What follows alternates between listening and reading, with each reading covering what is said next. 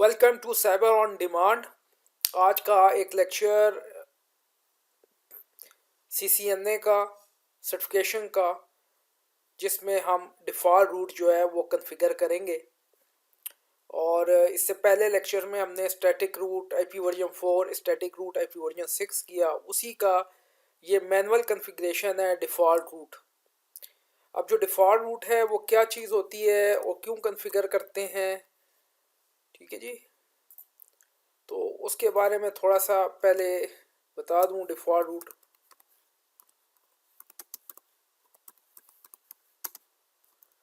ठीक है जी। आज का लेक्चर जो है वो डिफ़ॉल्ट रूट के बारे में। अगर आप इस टोपोलॉजी को देखें, थोड़ा सा यहाँ पे देखें, तो यहाँ प्लस का साइन है, जूम इन, तो ये जूम इन भी हो सकता है। और ये मैं टोपोलॉजी ड्रा की है, तो इसके बाद ये मैं टूल बार जो है व्यू में जाकर इसको ख़त्म कर देता हूँ ताकि मुझे काफ़ी स्पेस मिल जाए।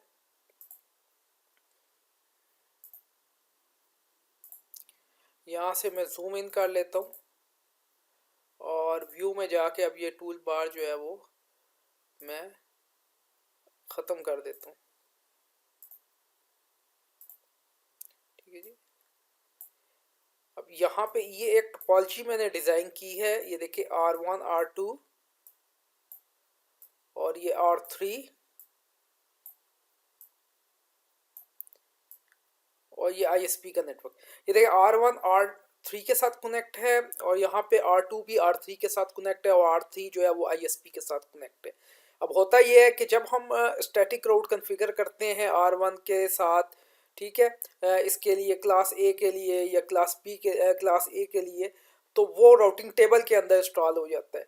और राउटर जो है वो पैकेट फॉरवर्ड कर रहा होता है राउटिंग टेबल के अंदर देख कर राउट्स को। जो राउटिंग टेबल के अंदर राउट्स होता है डेस्टिनेशन एड्रेस को वहाँ से मैच करता है और अगली एग्जिट इंटरफेस पे पैकेट को सेंड कर देता है। अब डिफ़ॉल्ट रूट ये कहता है कि जो भी वैसे उसका तरीकाकार ये है कि अगर कोई उसको पैकेट रिसीव हो और उसकी डेस्टिनेशन का जो राउट है वो राउटिंग टेबल में ना हो, तो राउटर उसको डिस्कार्ड कर देता है। अब डिफ़ॉल्ट रूट कॉन्फ़िगरेशन का ये फ़ायदा होता है कि जो ही वो उस पैकेट को रिसीव करेगा और अगर उसके राउटिंग टेबल में कोई एंट्री ना हो, जैसा R1 है, R1 की क्लास A के बारे में कोई एंट्री ना हो, तो वो जो है वो पैकेट आगे इस R3 को एग्जिट इंटरफेस को सेंड कर देगा और R3 जो है वो किसको सेंड कर देगी, ISP को सेंड कर देगी। और इस तरीके से R1 R2 के साथ जितने भी लैन के लोग होंगे, कनेक्शंस होंगी, उनका इंटरनेट को वो इंटरनेट को यूज़ भी कर सकेंगे और वो अपने पैकेट को यहाँ पे थ्रू R3 के ISP की तरफ सेंड भी कर सकेंगे। तो इसलिए हम इसमें डिफ़ॉल्ट रूट जो है वो कॉन्फ़िगर करते हैं। और यहाँ पर मैंने इंटरफेस पे IP एड्रेस दे दिया है। इंटरफेस की बेसिक कॉन्फ़िगरेशन, इंटरफेस को कैसे IP एड्रेस देते हैं, बेसिक राउटर कॉन्फ़िगरेशन मैं अपनी पिछली वीडियो के अंदर कम्प्लीटली बता चुका हूँ। तो इसको मैंने टोपोलॉजी डिज़ाइन की है, राउटर्स को आपस में क्रॉस ओवर केबल के साथ कनेक्ट किया है और यहाँ पर मैंने बेसिक इंटरफेसेस पे IP एड्रेस दे दिए। R1 से R3 के दरमियान 192.168.1.0, R3 और R2 के दरमियान 10 का IP एड्रेस क्लास A का, और R3 और R ISP के दौरान जो है वो क्लास B का IP एड्रेस मैंने असाइन कर दिया है, ठीक है। अब मैं डिफ़ॉल्ट रूट कॉन्फ़िगर करता हूँ R1 पे, ठीक है, ताकि ISP तक R1 के साथ जितनी भी लैन है उसका सारा डाटा वो ISP तक पहुँचा जाए।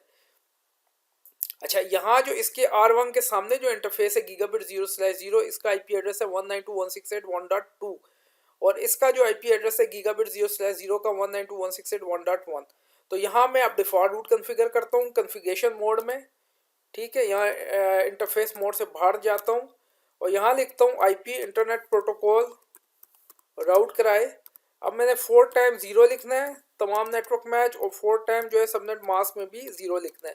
और सामने वाली इंटरफेस का IP एड्रेस है जो इसके साथ ये कनेक्ट है 192.168.1.2। तो ये डिफ़ॉल्ट रूट जो है वो ऑलरेडी कॉन्फ़िगर हो गया R1 पे। इसी तरीके से मैं R2 पे डिफ़ॉल्ट रूट कॉन्फ़िगर करूँ कॉन्फ़िगरेशन मोड पे, तो सिंपल है IP इंटरनेट प्रोटोकॉल, इसके IP के पैकेट को राउट करवाए 4 टाइम 0 और सबनेट मास्क में भी 4 टाइम 0 सारे मैच करे। और इसके सामने वाली इंटरफेस जो गीगाबिट 0/1 है, इसका IP है 10.1.1.2।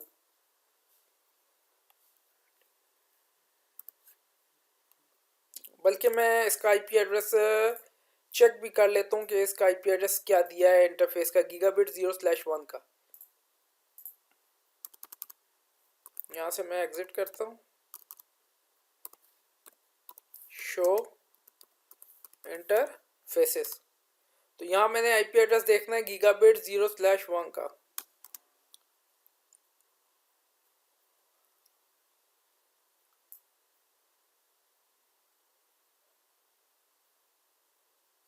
ये गीगाबिट 0/0 है और ये गीगाबिट 0/1 है। अप है, इसको आईपी मिला हुआ है 10.1.1। ठीक है जी, तो यहाँ से भी आप वेरीफाई कर लिया मैंने 10.1.1.1। तो यहाँ पे हम इधर दे देंगे आईपी 10.1.1.1। तो ये आईपी राउट है, मिस्टेक हो जाए तो इनवैलिड इनपुट डिटेक्ट करता है। मैंने कमांड को करेक्ट किया, आईपी रूट 4x0 आगे 10.1.1.1। तो ये मेरा डिफ़ॉल्ट रूट जो है वो सक्सेसफुली कॉन्फ़िगरेशन हो चुकी। अब जितने भी R1 और R2 लैन के साथ है, जो पैकेट होगा, अगर R1 का इस नेटवर्क के लिए पैकेट नहीं होगा राउटिंग टेबल में, तो वो किसको फॉरवर्ड कर देगा, R3 को, और R3 किसको फॉरवर्ड कर देगा, ISP को। इसी तरह इसका R2 का जो भी डिफ़ॉल्ट रूट होगा ISP तक पहुंचने के लिए, वो किसको कर देगा, R3 को, और R3 जो है आगे ISP को वो सेंड कर देगा इसको। यहाँ पे जो है वो डिफ़ॉल्ट रूट हम कॉन्फ़िगर करेंगे। R1 और R3 के ऊपर लोग इंटरनेट के साथ इंटरनेट को इस्तेमाल कर सकेंगे और उनका पैकेट जो है यूजिंग R3 ISP तक पहुंच जाएगा डिफ़ॉल्ट रूट के साथ। तो ये सक्सेसफुली हमने डिफ़ॉल्ट रूट कॉन्फ़िगर किया 4x0, और सबनेट मास्क में नेटवर्क में भी ऑल ज़ीरो।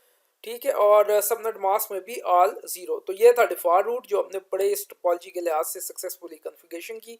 इस फाइल को आप सेव भी कर सकते हैं, अपने पास सेव एज भी कर सकते हैं। ठीक है, यहाँ नाम दे दें डिफ़ॉल्ट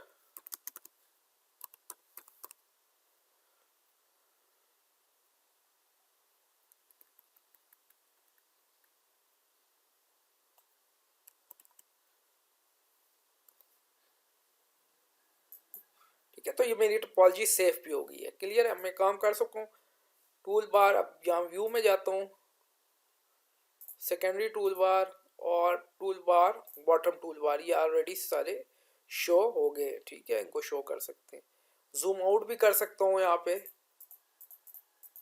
ये ले जूम आउट भी, ये जूम इन भी हो सकता है और जूम आउट भी हो सकता है। ठीक है, तो ये था मेरा आज का लेक्चर डिफ़ॉल्ट रूट के बारे में। ठीक है, इसको चैनल को सब्सक्राइब भी करें और शेयर भी करें। Thank you for watching.